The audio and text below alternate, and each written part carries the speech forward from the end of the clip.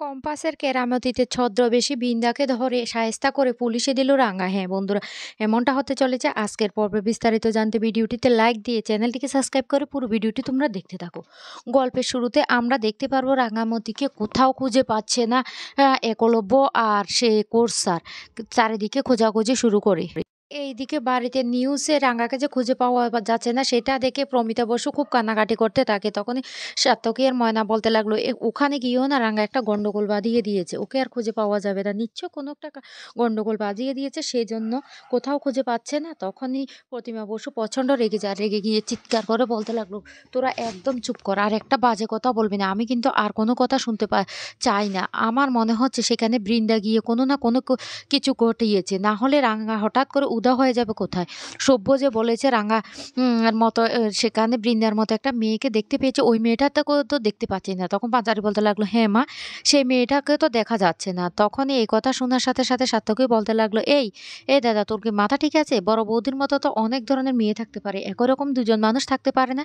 তুই এসব কি বলছিস, কি ধরনের কথাবার্তা বলছিস? তখন সভ্য বলতে লাগলো, আরে বাবা, তোরা বুঝতে পারছিস না, ওই মেয়েটা পুরোটাই দেখতে বৃন্দার মতো। এদিকে রাঙাকে কোথাও খুঁজে পাওয়া যাচ্ছে না। একলব্য তখন বলতে লাগলো, রাঙা কোথায় যেতে পারে? সেখানে থাকা সমস্ত সিকিউরিটি থেকে শুরু করে সবার সামনে কথা বলতে থাকি।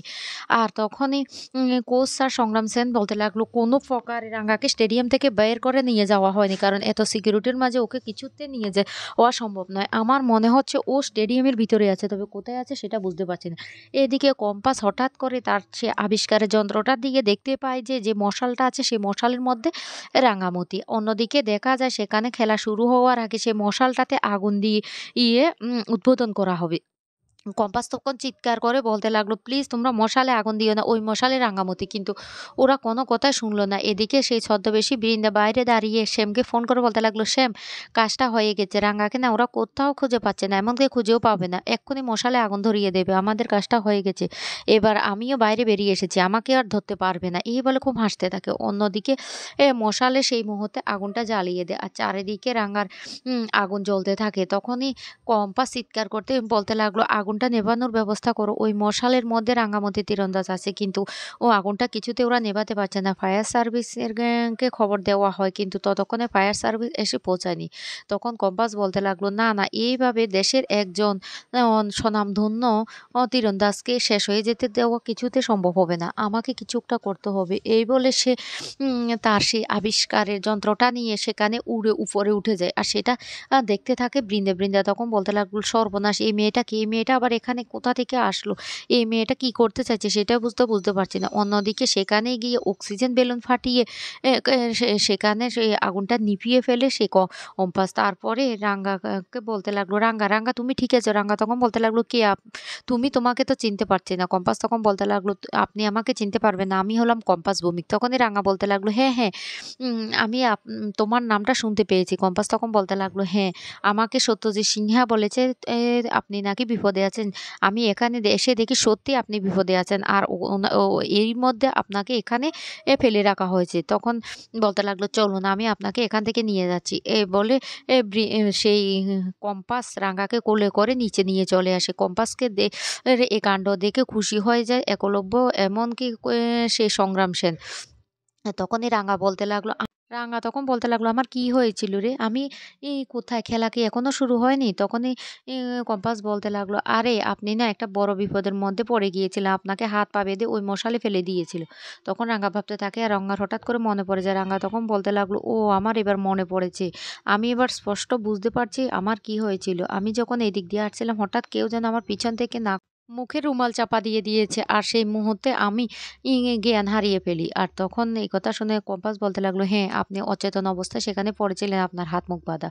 তখন এই কথা বললেই সংগ্রাম তখন বলতে লাগলো, রাঙামতি, তুমি ঠিক আছে তো? তুমি খেলতে পারবে তো? তখন কম্পাস বলতে লাগলো, শুনুন, আপনাকে না আমাদের দেশের হয়েই খেলতে হবে, আমাদের দেশের পতাকাটা যেন কিছুতে নিচুতে না নামে, সেটা কিন্তু আপনাকে দেখতে হবে। রাঙা তখন বলতে লাগলো, কোনো চিন্তা করবে না তুমি, আমি বলছি, আমি আমাদের দেশের হয়ে আমাদের জাতীয় পতাকার অবমাননা আমি কিছুতে করতে দেব না, আমাদের জাতীয় পতাকাটাই সবার উপরে থাকবে, আমি তোমাকে কথা দিচ্ছি। কম্পাস তখন বলতে লাগলো, আমি এখানে একটা কাজে এসেছি, তাই আমাকে এখান থেকে যেতে হবে, তবে তুমি খুব ভালো করে খেলবে।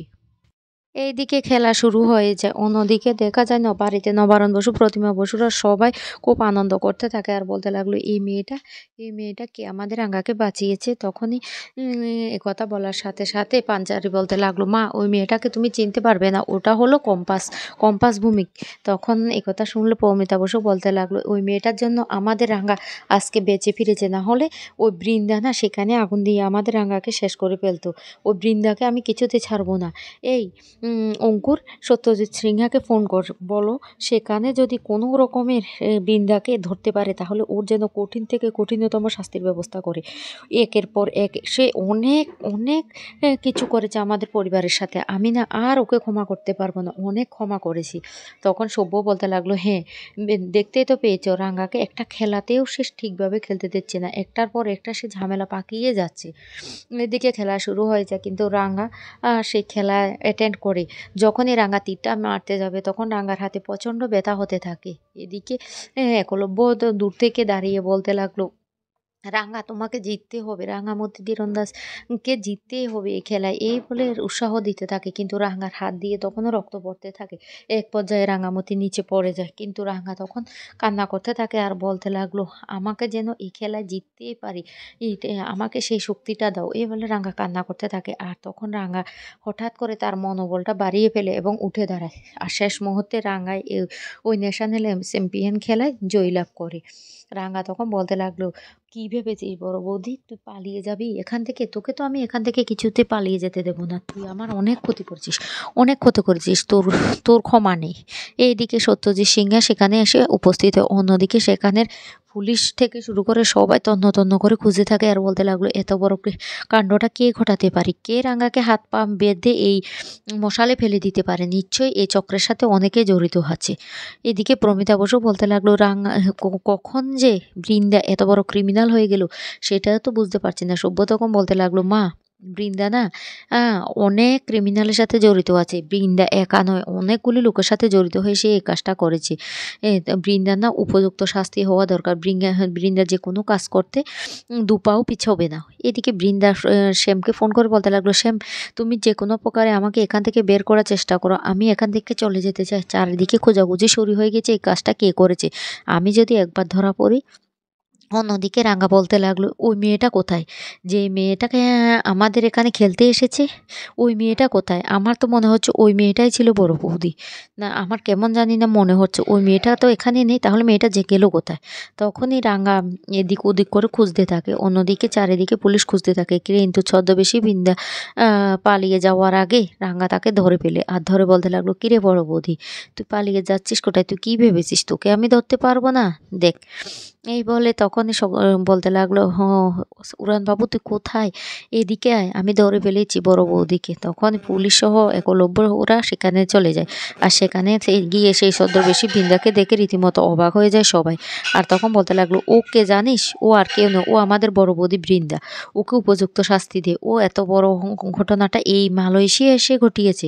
ওকে কিছুতেই ছাড়া যাবে না।" তো বন্ধুরা, কেমন লাগলো আজকের পর্বটি অবশ্যই কমেন্ট করে জানাবে।